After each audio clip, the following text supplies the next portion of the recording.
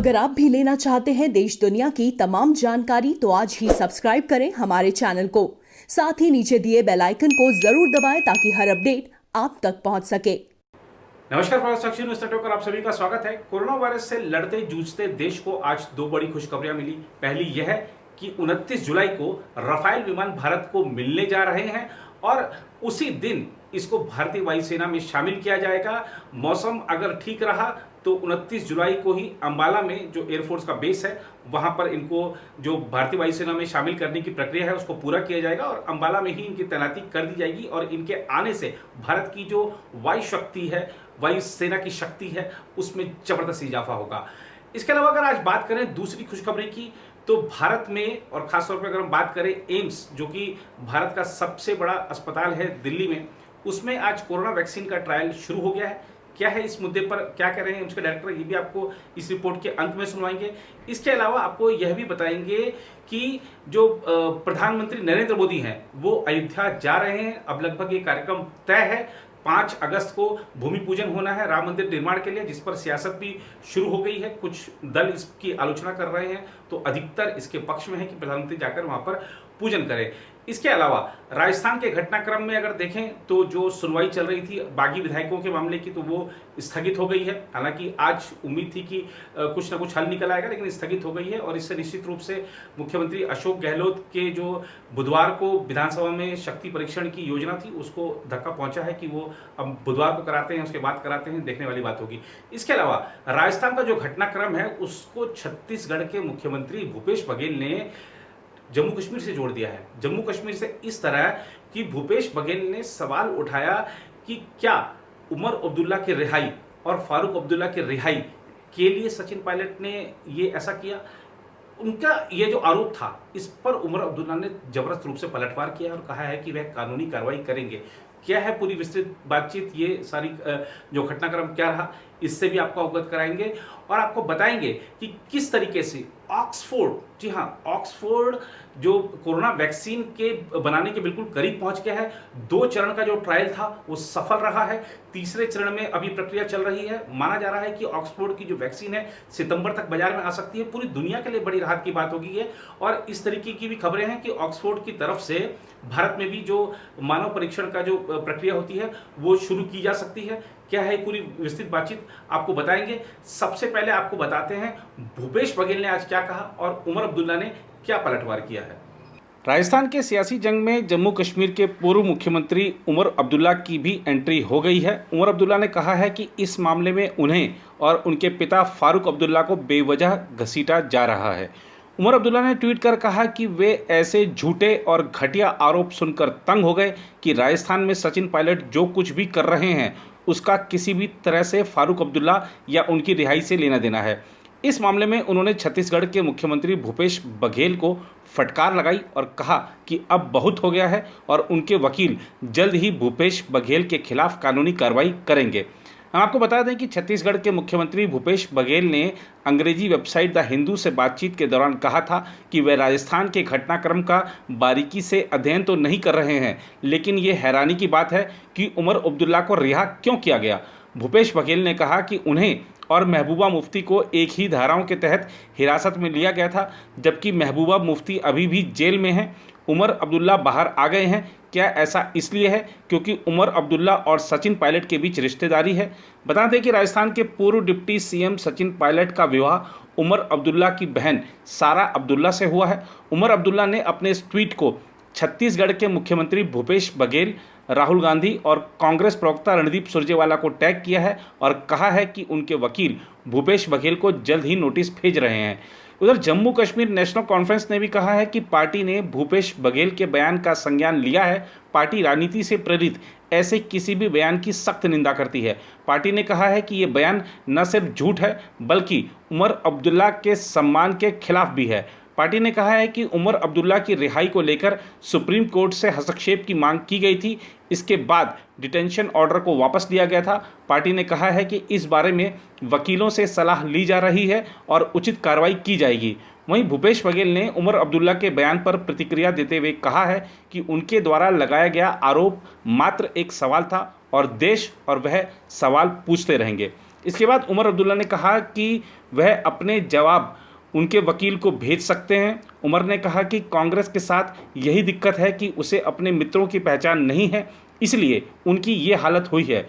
उमर अब्दुल्ला ने कहा कि भूपेश बघेल का सवाल अपमानजनक था और इस पर उचित कार्रवाई की जाएगी। उधर महाराष्ट्र में सोमवार को कोविड-19 के 8,240 नए मामले सामने आए, जिससे यहां इसके कुल मामले बढ़कर 3,18,695 हो गए। वहीं मृतक संख्या 12,000 से अधिक हो गई। यह जानकारी राज्य के स्वास्थ्य विभाग ने दी। विभाग ने कहा कि दिन में 176 और मरीजों की मौत होने से राज्य में मृतक संख्या बढ़कर 12,030 हो गई। स्वास्थ्य विभाग ने कहा कि राज्य में वर्तमान में 1,031,334 उपचाराधीन मामले हैं। दिल्ली में सोमवार को कोरोना वायरस के 954 नए मामले दर्ज किए गए और इसके साथ ही नगर में संक्रमितों की कुल संख्या 1.23 लाख से अधिक हो गई। वहीं इस बीमारी के कारण जान गंवाने वाले मरीजों की संख्या बढ़कर 3,663 हो गई है। अधिकारियों ने यह जानकारी दी। पिछले 9 दिनों से दिल्ली में नए मामलों की संख्या लगातार 1,000 से 2,000 के बीच रही है। उधर अंतर्राष्ट्रीय क्रिकेट परिषद ने ऑस्ट्रेलिया में होने वाला T20 विश्व कप कोविड-19 महामारी के कारण सोमवार को स्थगित कर दिया, जिससे भारतीय क्रिकेट बोर्ड के लिए अक्टूबर-नवंबर में इंडियन प्रीमियर लीग के आयोजन का रास्ता साफ हो गया। आईसीसी से जारी बयान में कहा गया, आईसीसी ने ऑस्ट्रेलिया में प्रस्तावित पुरुष T20 विश्व कप 2020 को कोविड-19 महामारी के कारण स्थगित कर दिया।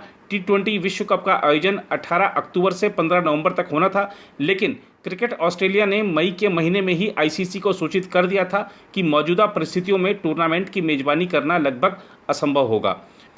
उधर ब्रिटेन की ऑक्सफोर्ड यूनिवर्सिटी कोरोना वायरस की वैक्सीन बनाने में सफलता हासिल करने के करीब पहुंचती दिख रही है।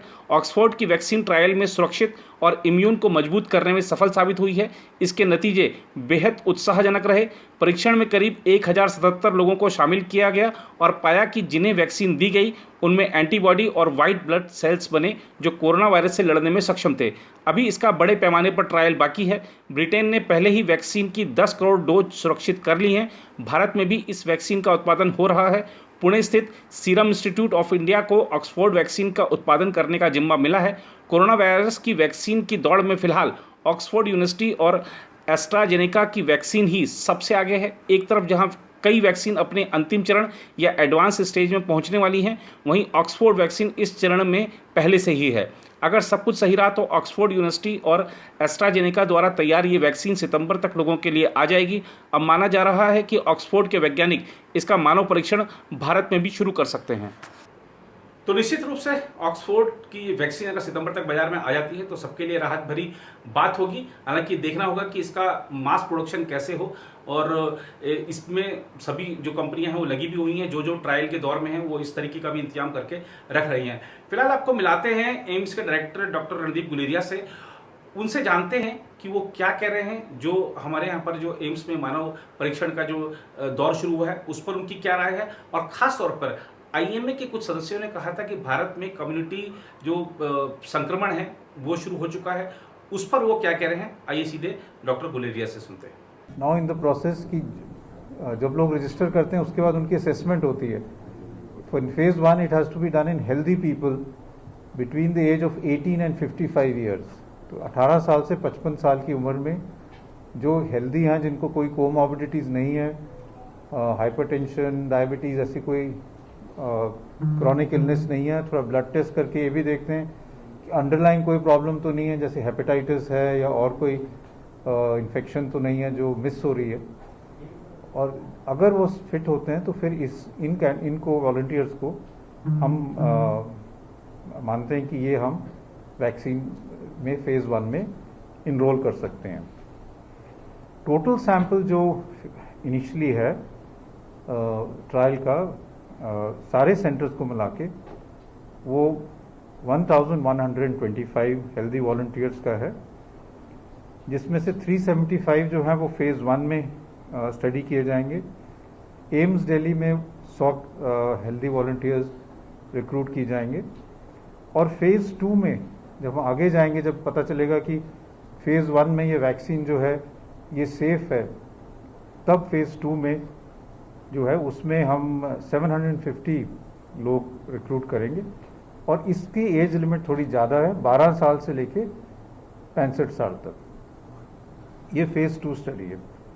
और इसमें वैक्सीन के 3 फॉर्मुलेशंस ट्राई किए जाएंगे।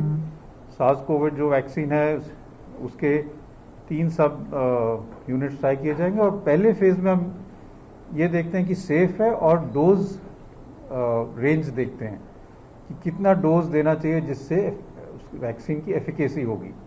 ये बड़ा रेपिटेटिव क्वेश्चन है, इसका फिर मैं फिर से आंसर दे देता हूँ। अगर आप पूरे कंट्री का डेटा देखें तो उसमें कोई ज़्यादा एविडेंस नहीं है। आईसीएमआर ने पूरा अपना डेटा सीरो सर्वेलेंस का दिखाया था कि at a national level community transmission is happening. There are many state जहाँ पे अभी बहुत कम केसेस हैं। टू से कि वहाँ पे कम्युनिटी ट्रांसमिशन हो रहा है would not be a right thing, but there are hotspots even in cities where there is a spike of cases, and it is very likely कि local community transmission in those areas is happening, and that is why I kept saying कि जो containment zones हैं उनमें बड़ा aggressive action की ज़रूरत है, door to door survey करने की ज़रूरत है, जिनको भी फीवर सिम्टम्स हैं उनके टेस्ट करो, आइसोलेट करो, उससे आप वहाँ की जो स्प्रेड हो रही है उसको रोक पाओगे और तभी आपके उस एरिया में केसेस कम हो।